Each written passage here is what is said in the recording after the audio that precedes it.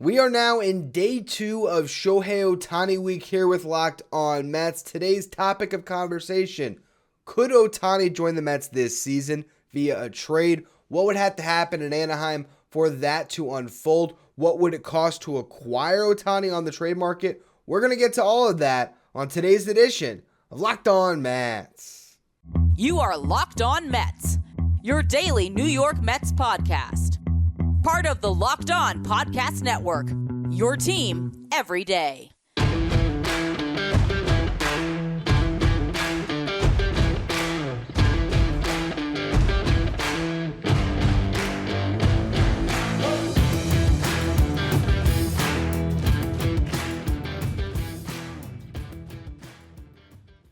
Hello to all you amazing Mets fans. You're watching Locked On Mets, part of the Locked On Podcast Network, your team every day.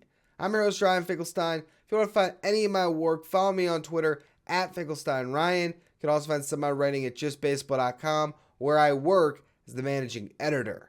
Now, today I was going to get into the Shohei Ohtani contract when he hits free agency, but I decided to flip-flop topics because there was some news that pertains to the Angels that is worth noting in this show, and the contract episode is going to be if Ohtani is no longer an Angel. We now know that Artie Moreno, who was canvassing offers for his team, is not selling. He is going to remain the owner of the Angels. What does that mean for Ohtani? There's some that think that this means that Ohtani is long gone. There was apparently some potential buyers in the Angels or in the bidding for the Angels that were from Japan, and there was thoughts that, if they bought the team, better for them to negotiate a contract with Ohtani than Moreno. There's now, of course, the possibility that, if he is staying in place and is going to own this team for the foreseeable future, that they can talk extension right now. But we also know that there was reports earlier this offseason that Ohtani wants to start winning. And whether we completely buy into every single word of that report or the validity, I think it's pretty clear why he'd be frustrated. The best season they have had was his rookie year where they won 80 games. They never had a winning season with him on the roster. They finished in 4th place all but 1 year. Last year, the exception, where they finished 3rd, but were nowhere close to the playoffs. They had little pockets of winning, like at the beginning of last year, but they have not had any sustained success, and this is a guy that, like any player, wants to win. So you have to wonder, okay, what would have to happen for them to get to a point where, for one, they could extend him, or two, they would consider trading him? Well, it doesn't seem like they're going to make any rash moves right now, because if they were planning on trading Shohei Ohtani and starting from scratch here around Mike Trout, or even trading both of them, you look at what they did this offseason. Why would they have gone out and got Tyler Anderson? Why did they go out and sign Brandon Drury? Why are they making these moves to try to contend if the ultimate goal is to start over? It seems like they're trying to cobble together a roster that fits better around their stars, that can go out and can win this season. And they have to prove that if they want to extend Ohtani. So to be able to even get in the conversation of extending Shohei, which I really don't think is likely at this stage, they would have to start the season hot, be in a great position, or just completely blow him away with an offer right now. If they put $600 million in front of him, is he really going to test the waters and say, I can get $650? It'd have to be something that crazy, but how much money can you spend when you already have Anthony Rendon on the books and you have Mike Trout on the books? It's not to say that they aren't going to pursue Ohtani, because if they weren't, they should have traded him earlier. Obviously, they would love to keep Ohtani and Trout together, because every single season we say the same thing. There's a baseball team with Shohei Ohtani and Mike Trout on it. A team that has arguably the best player of this generation in Trout and a once-in-a-lifetime player in Ohtani. Of course they'll be great, but they haven't been. So you're in this boat here where you're really in a tough spot looking at your franchise moving forward, because I could make an argument that the Angels would be best off cutting their losses, getting a king's ransom for Ohtani right now where there's still a full year of control they can leverage with, and also trading Mike Trout and completely resetting their farm. Now, it's a double middle finger to your fan base in that case because you're obviously saying, hey, we're not going to win for the next 5 years, but do we know they're going to win anyway? You know, that is the spot that they are in. And so the fact that the ownership isn't changing hands is interesting because now you're just basically back to square one here. Shohei Ohtani is sitting in this position where he can say, look, prove to me that you can win. And if not, there's no ramifications for him. He gets to hit the open market and sign with any team in baseball. How bad would it have to get, though, for them to say, all right, we're going to give up on any potential of signing him beyond this year, and we're going to put a two-way player, an ace pitcher, and an incredible DH on the market, canvass the league, and see what we get? And what would that look like as far as interest from teams if you're potentially at the deadline able to improve your lineup and your rotation in one move? Even as a rental, it's got to be the most expensive rental in MLB history. I'm going to discuss the circumstances that could lead to it and what the interest would be in just a minute. First, though, today's episode is brought to you by FanDuel. The NFL playoffs are here, and we are really excited about our new sports betting partner for Locked On because they are the number one sportsbook in America. Of course, I'm talking about FanDuel. If you're new to FanDuel, that's even better because they have so many great features that make betting on sports fun and easy. New customers can join today and get started with $150 in free bets guaranteed. All you have to do is place your first $5 bet. Just sign up at FanDuel.com/lockedon. FanDuel has all your favorite bets from the money line to point spreads to player props. Plus, you can even combine your bets for a chance at a bigger payout with a same game parlay, all on an app that is safe, secure, and super easy to use. So football fans, don't miss out. Place your first $5 bet to get $150 in free bets, win or lose, at FanDuel.com/lockedon. Make every moment matter more with FanDuel, the official sportsbook partner of the NFL. Now, when would the Angels consider trading Shohei Ohtani? If they fall flat to start their season, if Anthony Rendon never gets on the field, if Mike Trout's even banged up a little bit, if you're looking at the roster and it's Shohei Ohtani on an island with some guys like Ward and, Drury's still hanging around and they're middling, and it's just a team that's, sitting at 5 games under 500 in June, and you don't see any conceivable path to get into the postseason mix, suddenly that phone's going to start ringing, and the Angels are going to have to make a decision. This is a guy that has said that he wants to win like anyone. Is he really going to consider coming back if all he has known with your franchise is losing? I think you have to have, at some point, a come to Jesus moment as a franchise where you have to say, look, what we're doing is not working.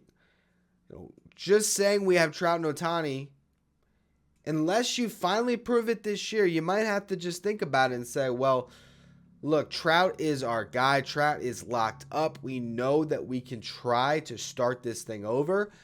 How much can we get if we put Ohtani on the market and we call up the Dodgers and the Padres, two teams that want to sign him, and say, look, do you want Shohei Ohtani right now? Or if not, we might deal him to your rival and see what type of prospect bidding war could happen. Now, the Padres, with the trade for Juan Soto, they don't really have much left. The Dodgers, I think if they could get Ohtani in the door and have a better shot at extending him, I think that they would really kind of bend when it comes to prospects. But also, if you are the Angels, do you want to send him, right over to your, city rival, although it's kind of two different cities, but still, do you want to send him to the Dodgers, who you are kind of competing for fan interest on? and watch him be a Hall of Famer there. Maybe not. Now, the Mets being in the mix for Ohtani midseason, it's one of those interesting kind of philosophical debates, right? How much do you believe in your ability to sign him in free agency?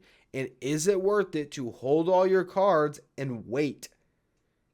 It's almost similar to an NBA trade that we saw years ago where Carmelo Anthony goes to the Knicks, but they gut their roster to acquire him.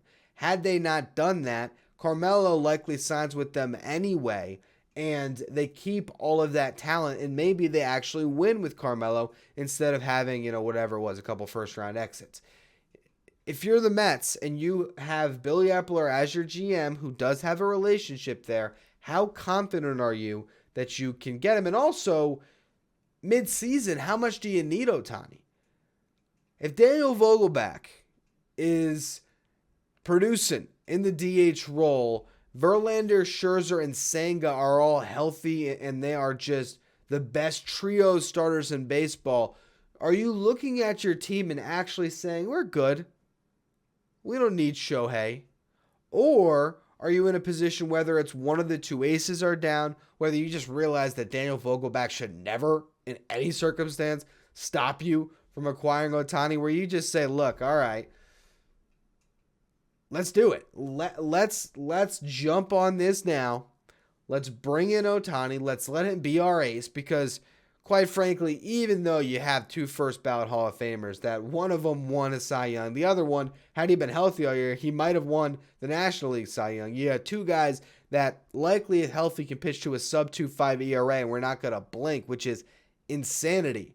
I mean, even pitch to a sub-3 ERA is remarkable, and these guys last year were both better than that.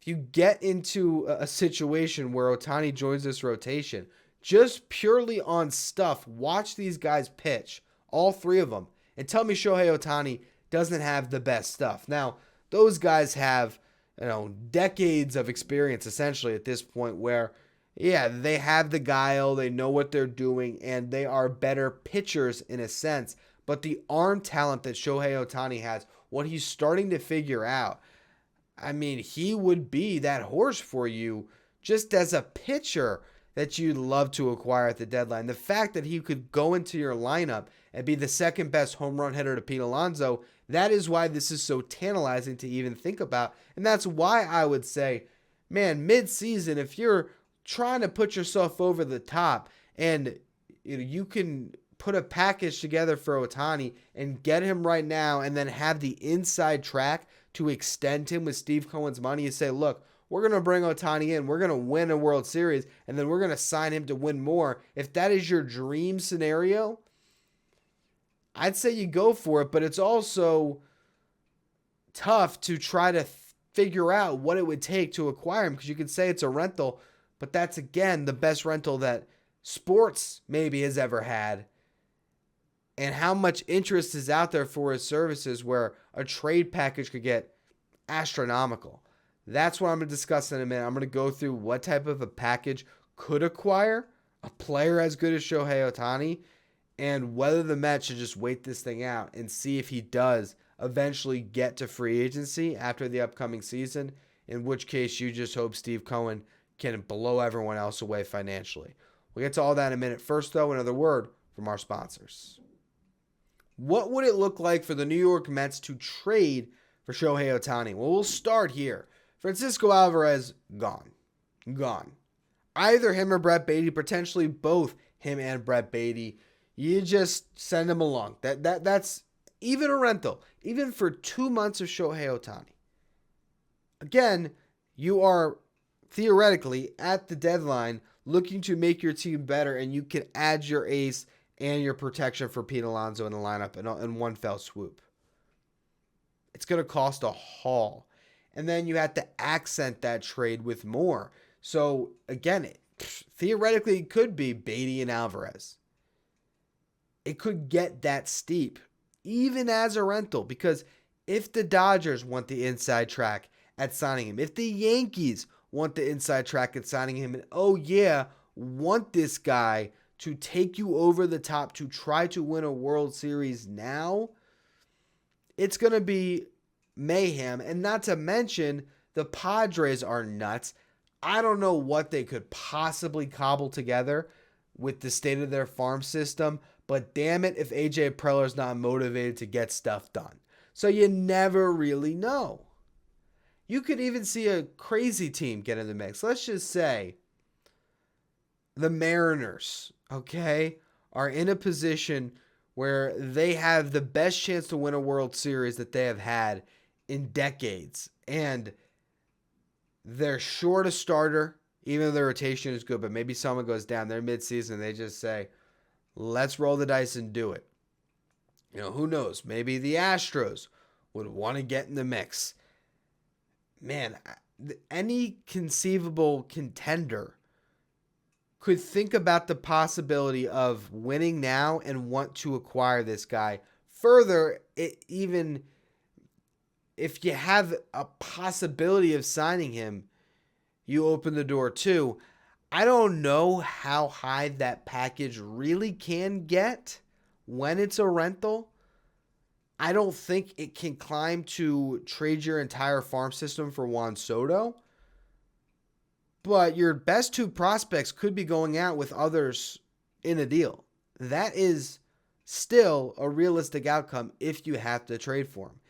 And that's where, as much as I have spent the last 2 days now just basically hyping this up as something the Mets need to be as all in on as possible, because he will take their franchise and put it to a whole nother level, I stopped short of trading Francisco Alvarez and Brett Beatty to acquire him.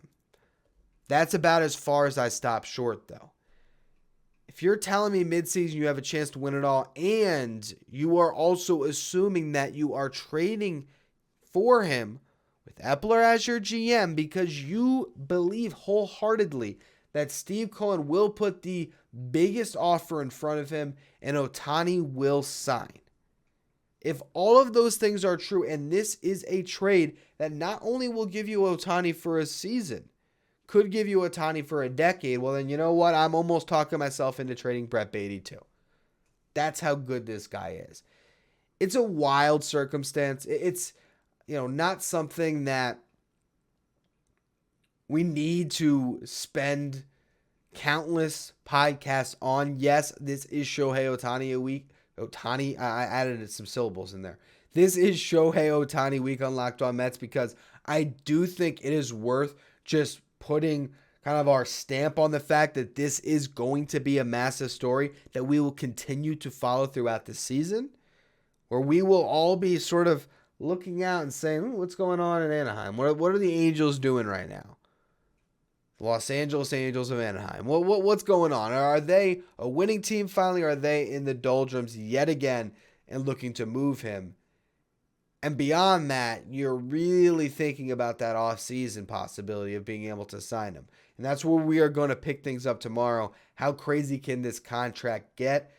Again, I just feel like Shohei Ohtani being on the move is something that bore a lot of mentioning before we got into the season, where we put that on the back burner because it is such a rare opportunity. That's going to be all, though, for today's edition of Locked On Mets. As always, thank you for listening. Make sure you follow, rate, and review wherever you get your podcast. Make sure you follow me on Twitter, @Finkelstein Ryan. Follow the show, @Locked On Mets. Thank you for making Locked On Mets your first listen every day. Now, for your second listen, check out Locked On MLB Prospects, hosted by Lindsey Crosby. Locked On MLB Prospects is where you want to go to learn about the stars of tomorrow. You can follow Locked On MLB Prospects on the Odyssey app, YouTube, or wherever you get podcasts.